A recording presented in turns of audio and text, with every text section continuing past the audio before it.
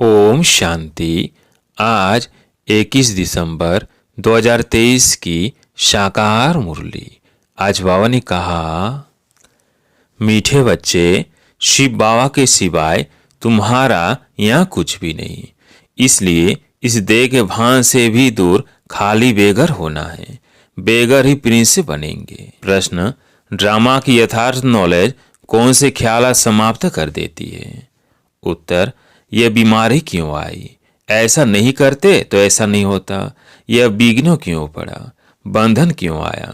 यह सब ख्यालात ड्रामा की यथार्थ नॉलेज से समाप्त हो जाते हैं, क्योंकि ड्रामा अनुसार जो होना था वही हुआ। कल पहले भी हुआ था। पुराना शरीर है, इसे चत्तियां भी लगनी है, इसलिए कोई ख्यालात चल नहीं सकते। गीत है, हमें उन राहों पर चलना है। ओम शांति। उन राहों पर चलना है। कौन सी राह है? राह कौन बताता है? बच्चे जानते हैं कि हम किसकी राह पर चल रहे हैं। राय कहो, राह कहो, वह सीमत कहो, बात एक ही है। अब सीमत पर चलना है, लेकिन सीमत किसकी? लिखा हुआ है श्रीमद् भगवद गीता, तो जरूर सीमत की तरफ हमारा बुद्धि योग जाएगा। अब तुम बच्चे किसकी याद में बैठे हो? अगर श्री कृष्ण कहते हो तो उनको वहां याद करना पड़े। तुम बच्चे श्री कृष्ण को याद करते हो या नहीं? वर्षे के रूप में याद करते हैं, यह तो जानते हो। हम प्रिंस बनेंगे, ऐसे तो नहीं जन्मते ही लक्ष्मी नारायण बनेंगे। बरोबर हम शिव बाबा को याद करते हैं, क्योंकि श्रीमत उनकी है। श्री कृष्ण भगवानुवाच कहने वाले श्री कृष्ण को याद करेंगे, परंतु कहाँ याद करेंगे? उनको तो याद किया जाता है वैकुंठ में। तो मन मना हुआ अक्षर श्री कृष्ण कह नहीं सकते। मैत्याजी भव कह सकते हैं, मुझे याद करो, वह तो वैकुंठ में ठहरा। दुनिया इन बातों को नहीं जानती। बाप कहते हैं, बच्चे, यह सब शास्त्र भक्ति मार्ग है। सभी धर्म शास्त्रों में गीता भी आ जाती है। बरोबर गीता भारत का धर्म शास्त्र है। वास्तव में तो यह सभी का शास्त्र है। कहा भी जाता है, श्रीमद् सर्वशास्त्र में शिरोमणि गीता, यानी सबसे उत्तम ठहरी। सभी से उत्तम है शिव बाबा। श्री श्री श्रेष्ठ श्रेष्ठ। श्री कृष्ण को श्री श्री नहीं कहेंगे, श्री श्री कृष्ण व श्री श्री राम नहीं कहेंगे, उनको सिर्फ श्री कहेंगे। श्रेष्ठ श्रेष्ठ जो है वही आकर फिर श्रेष्ठ बनाते हैं। श्रेष्ठ श्रेष्ठ है भगवान। श्री श्री अर्थात सभी से श्रेष्ठ है। श्रेष्ठ का नाम वाला है। श्रेष्ठ तो जरूर देवी देवताओं को कहेंगे, जो अभी नहीं है। आजकल श्रेष्ठ किसको समझते हैं? अभी के लीडर्स आदि का कितना सम्मान करते हैं, परंतु उन्हें श्री तो कह नहीं सकते। महात्मा आदि को भी श्री अक्षर नहीं दे सकते। अभी तुमको ऊंचे से ऊंचे परमात्मा से ज्ञान मिल रहा है। सबसे ऊंचा है परमपिता परमात्मा, फिर है उनकी रचना, फिर रचना में ऊंचे से ऊंचे ब्रह्मा विष्णु शंकर। यहाँ भी नंबरवार मर्तबे हैं। ऊंचे से ऊंचे प्रेसिडेंट, फिर प्राइम मिनिस्टर, यूनियन मिनिस्टर। बाबेल सृष्टि के आदि मध्य अंत का राज समझाते हैं। भगवान रचयिता है। अब रचयिता अक्षर कहने से मनुष्य पूछते हैं, सृष्टि कैसे रची गई? इसलिए यह जरूर कहना पड़ता है कि त्रिमूर्ति शिव रचयिता है। वास्तव में रचयिता के बजाय रचवाने वाला कहना ठीक है। ब्रह्मा द्वारा दैवी कुल की स्थापना कराते हैं। ब्रह्मा द्वारा स्थापना किसकी? देवी संप्रदाय की। शिव बाबा कहते हैं, अभी तुम हो ब्रह्मा की ब्राह्मण संप्रदाय, वह आसुरी संप्रदाय, तुम हो ईश्वरी संप्रदाय, फिर दैवी संप्रदाय बनेंगे। बाप ब्रह्मा द्वारा सभी वेद शास्त्रों का सार भी समझाते हैं। मनुष्य बहुत मूंझे हुए हैं, कितना माथा मारते रहते हैं। बर्थ कंट्रोल हो। बाप कहते हैं, मैं आकर भारत की ये सर्विस कर रहा हूँ। यहाँ तो है ही तमो प्रधान मनुष्य। 10 से 12 बच्चे पैदा करते रहते। झाड़ वृद्धि को जरूर पाना ही है। पत्ते निकलते रहेंगे, इसको कोई कंट्रोल कर न सके। सतयुग में कंट्रोल है एक बच्चा, एक बच्ची, बस। यह बातें तुम बच्चे ही समझते हो। आगे चलाते रहेंगे, समझते रहेंगे। गाया भी हुआ है, अतिंद्य सुख गोप गोपियों से पूछो। यहाँ जब तुम सम्मुख सुनते हो तो सुख भासता है, फिर धंधे धोरी में जाने से इतना सुख नहीं भासता है। यहाँ तुमको त्रिकालदर्शी बनाया जाता है। त्रिकालदर्शी को सौदर्शन चक्रधारी भी कहते हैं।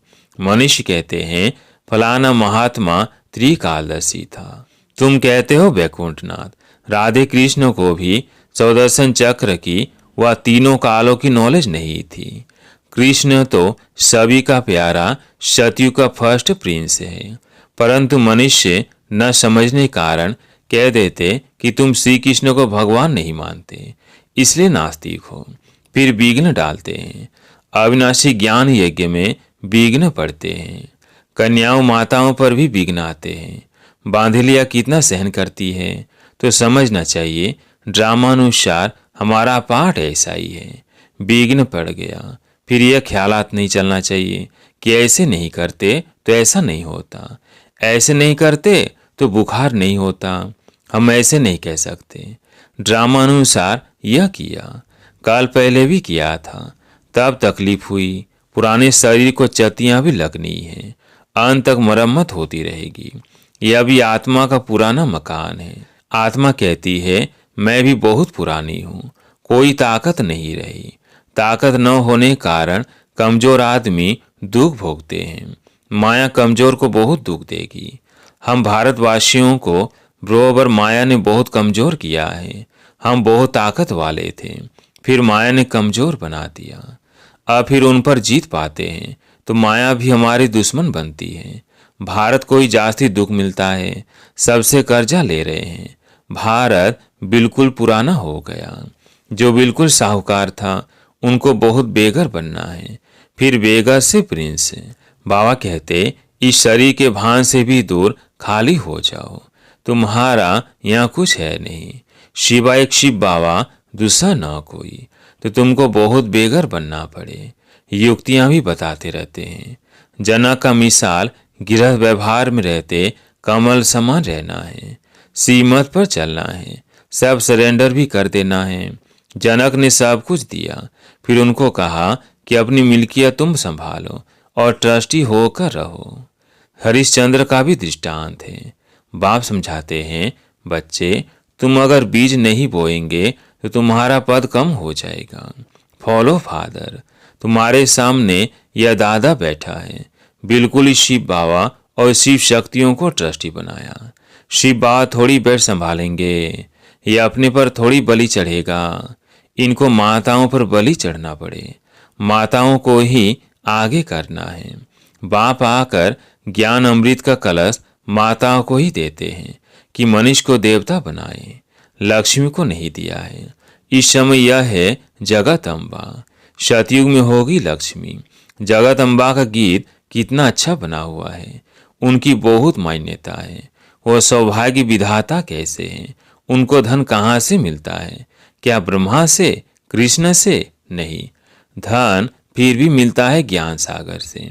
ये बड़ी गुप्त बातें है ना। भगवान वांच है सबके लिए, भगवान तो सबका है ना।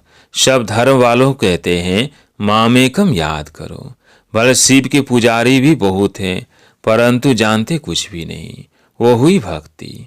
अब तुमको ज्ञान कौन देते हैं? मोस्ट विल्बेड फादर। श्री कृष्ण को ऐसे नहीं कहेंगे, उनको सतयुग का प्रिंस कहेंगे। बल श्री कृष्ण की पूजा करते हैं, परंतु यह ख्याल नहीं करते कि वह सतयुग का प्रिंस कैसे बना। आगे हम भी नहीं जानते थे, तुम बच्चे अब जानते हो।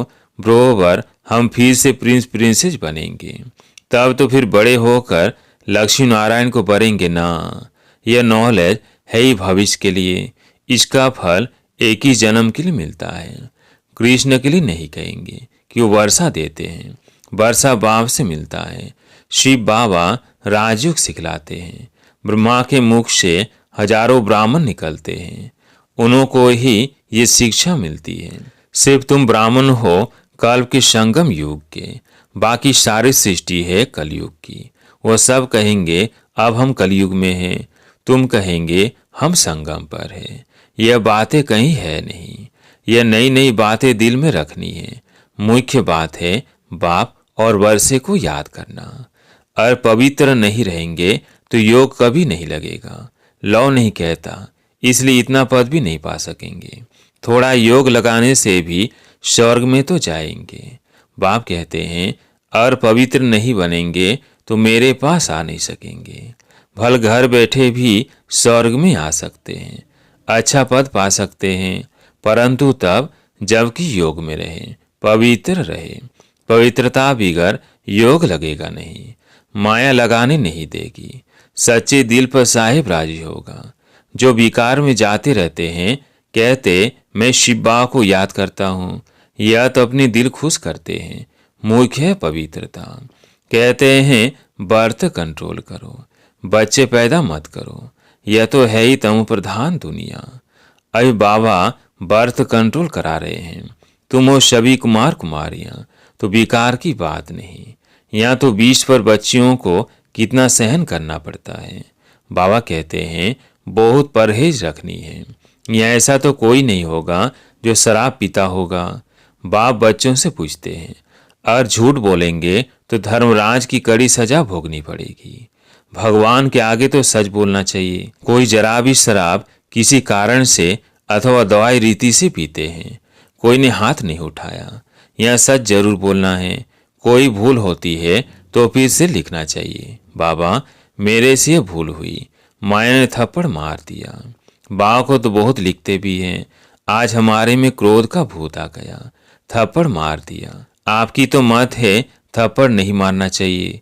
दिखलाते हैं कृष्ण को औखरी से बांधा। यह तो सब झूठी बातें हैं। बच्चों को प्यार से शिक्षा देनी चाहिए, मार नहीं देनी चाहिए। भोजन बंद करना, मिठाई ना देना, ऐसा सुधारना चाहिए। थप्पड़ मारना क्रोध की निशानी हो जाती है। सो भी महात्मा पर क्रोध करते हैं। छोटे बच्चे महात्मा समान होते हैं ना, इसलिए थप्पड़ नहीं मारना चाहिए। गाली भी नहीं दे सकते, ऐसा कर्म नहीं करना चाहिए जो ख्याल में आए हमने ये विकर्म किया। अगर किया तो फौरन लिखना चाहिए, बाबा हमसे ये भूल हुई, हमें क्षमा करो, आगे नहीं करेंगे। तौबा करते हैं ना, वहाँ भी धर्मराज सजा देते हैं तो तौबा करते हैं, आगे फिर नहीं करेंगे। बाप बहुत प्यार से कहते हैं लाडले सपूत बच्चे, प्यारे बच्चे, कभी झूठ नहीं बोलना, कदम कदम पर राय पूछना है। तुम्हारा पैसा अब लगता है भारत को स्वर्ग बनाने में, तो कौड़ी कौड़ी हीरे समान है। ऐसे नहीं हम कोई सन्यासी आदि को दान पुण्य करते हैं, मनीष हॉस्पिटल अथवा कॉलेज आदि बनाते हैं, तो क्या मिलता है? कॉलेज खोलने से दूसरे जन्म में विद्या अच्छी मिलेगी।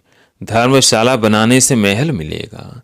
यहाँ तो तुमको जन्म जन्मांतर के लिए बाप से बेहद का सुख मिलता है, बेहद की आयु मिलती है। इससे बड़ी आयु और कोई धर्म वाले की होती नहीं। कम आयु भी यहाँ की गिनी जाती है। तो बेहद के बाप को चलते फिरते उठते बैठते याद करेंगे, तभी खुशी में रहेंगे। कोई भी तकलीफ हो तो पूछो, बाकी ऐसे थोड़ी ही गरीब होंगे, कहेंगे बाबा हम तो आपके हैं, अब हम आपके पास बैठ जाते हैं। तो ऐसे तो दुनिया में गरीब बहुत है, सब कहें हमको मधुबन में रख लो, ऐसे तो लाखों इकट्ठे हो जाए। यह भी कायदा नहीं। तुमको गृहस्थ व्यवहार में रहना है, यहाँ ऐसे रह नहीं सकते। धंधे में हमेशा ईश्वर अर्थ 1-2 पैसा निकालते हैं। बाबा कहते हैं अच्छा तुम गरीब हो, कुछ भी नहीं निकालो, नॉलेज को तो समझो और मन मुनाफा हो जाओ। तुम्हारी मम्मा ने क्या निकाला, फिर वो ज्ञान में भी तीखी है, तन मन से सेवा कर रही है। इसमें पैसे की बात नहीं, बहुत बहुत करके 1 रुपया दे देना, तुम्हें साहूकार जितना मिल जाएगा। पहले अपने गृहस्थ व्यवहार की संभाल करनी है, बच्चे दुखी ना हो। अच्छा मीठे मीठे सिकिलते बच्चों प्रति माता पिता बाप दादा का याद प्यार और गुड मॉर्निंग, वंदे मातरम, सलाम वालेकुम, जय जय हो तेरी, ओम शांति। धारणा के लिए मुख्य सार। पहला पॉइंट, ऐसा कोई कर्म नहीं करना है जिसके पीछे ख्याल चले। तौबा तौबा यानी पश्चाताप करना पड़े। झूठ नहीं बोलना है, सच्चे बाप से सच्चा रहना है। दूसरा पॉइंट है, भारत को स्वर्ग बनाने में अपनी एक एक कौड़ी सफल करनी है। ब्रह्मा बाप समान सरेंडर हो, ट्रस्टी बनकर रहना है। आज प्यारे मीठे बाबा का वरदान, हर आत्मा के संबंध संपर्क में आते सब प्रश्नों से पार रहने वाले सदा प्रसन्नचित्त भव। हर आत्मा के संबंध संपर्क में आते सब प्रश्नों से पार रहने वाले सदा प्रसन्नचित्त भव। हर आत्मा के संबंध संपर्क में आते कभी चित्त के अंदर ये प्रश्न उत्पन्न न हो कि ऐसा क्यों करता, वह क्यों कहता, यह बात ऐसे नहीं ऐसे होनी चाहिए। जिन प्रश्नों से पार रहते हैं वही सदा प्रसन्नचित्त रहते हैं। लेकिन जिन प्रश्नों की क्यू में चले जाते, रचना रच लेते, तो उन्हें पालना भी करनी पड़ती, समय और एनर्जी भी देनी पड़ती। इसलिए इस व्यर्थ रचना का बर्थ कंट्रोल करो। स्लोगन, अपने नयनों में बिंदु रूप बाप को संभालो तो और कोई समा नहीं सकता। अपने नयनों में बिंदु रूप बाप को संभालो तो और कोई समा नहीं सकता। अच्छा, ओम शांति।